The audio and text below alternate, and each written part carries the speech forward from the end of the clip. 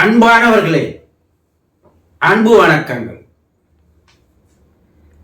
உங்க வாழ்க்கையில ஏதோ ஒரு கஷ்டம் வருது, ஏதோ ஒரு பிரச்சனையில நீங்க மாட்டிக்கிறீங்க. அதுல இருந்து வெளியே வர முடியல, வழி தெரியல. உங்களுக்கு உதவி செய்ய யாரும் இல்லாத ஒரு நிலைமை ஏற்படுது. ஏண்டா பொருந்தோம் என்ற ஒரு எண்ணமும் வருது. எப்படிதான் வாழ போறோம்னு தெரியவே இல்லைன்ற ஒரு நிலைமையும் வருது. சிலது எதிர்பார்த்து போறீங்க, அது பெரிய ஏமாற்றமா கிடைக்குது. இப்படி துன்பங்கள், கஷ்டங்கள், கவலைகள், துயரங்கள், ஏமாற்றங்கள், துரோகங்கள் இதெல்லாம் வரும்போது உங்க மனநிலை எப்படி இருக்கு? கொஞ்சம் சிந்திச்சு பாருங்க. முதல்ல மனசுல பயம் வருது இல்லையா?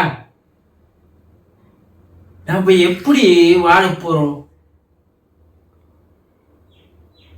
திக்கு தெரியாத காட்டுல இருக்கிற மாதிரி நமக்கு வழி தெரியாத இருக்கிறோமே.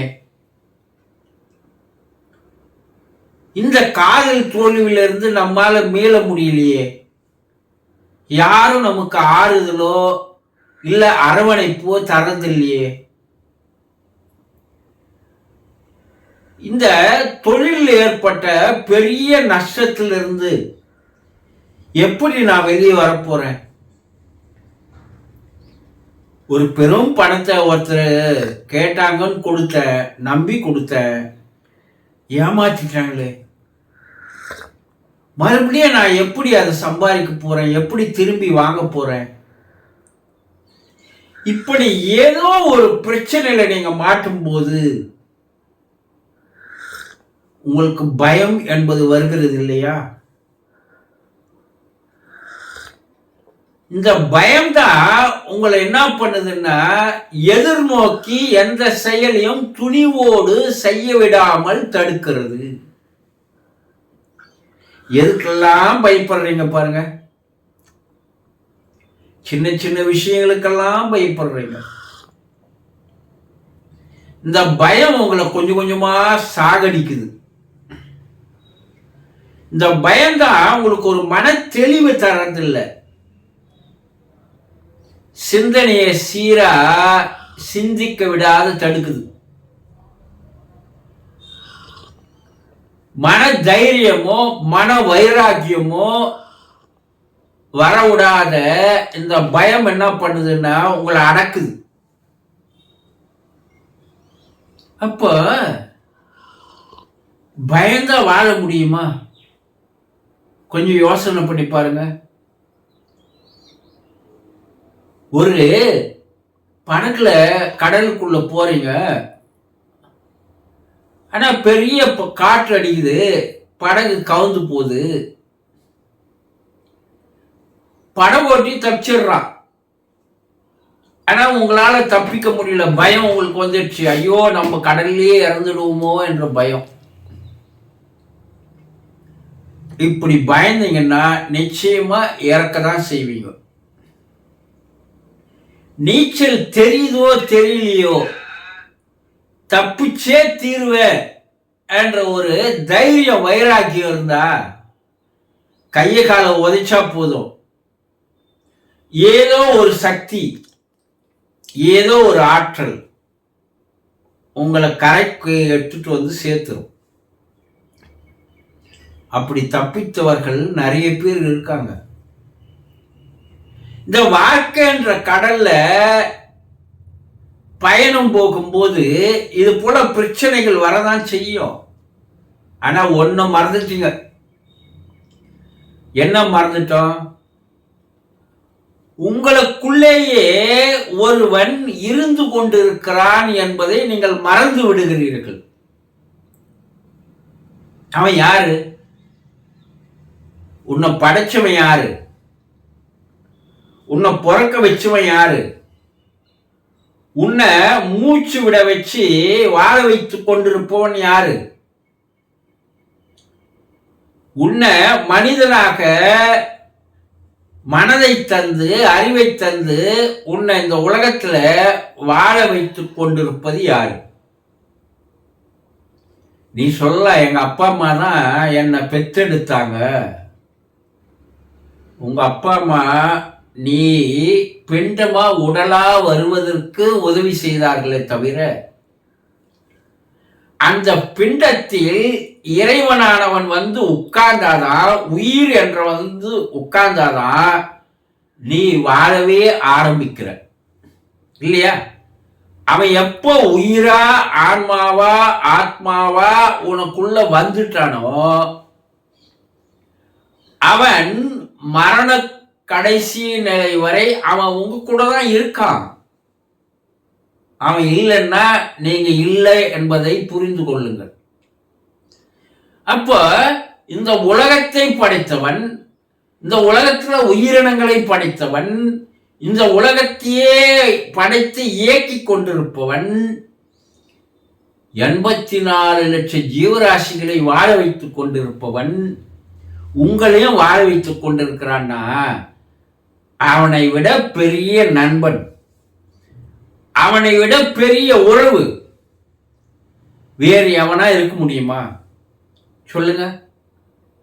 அப்போ அவனே உங்களுக்கு சிவமாக, சிவனாக, ஈசனாக, ஜீவனாக, உயிராக, ஆத்மாவாக, ஆன்மாவாக, ஆவியாக உங்களுக்குள் இருக்கும்போது எதற்காக நீங்க பயப்படணும்? அதை சொல்லுங்க. பயந்தவன் வாழ்ந்ததாக சரித்திரமே இல்லை. துணிந்தவனுக்கு எல்லாம் ஜூசு என்று சொல்லி இருக்கிறார்கள் இல்லையா? நீ யார மறந்து விடுகிறாயோ, யாருடைய உதவி உனக்கு தேவையில்லை.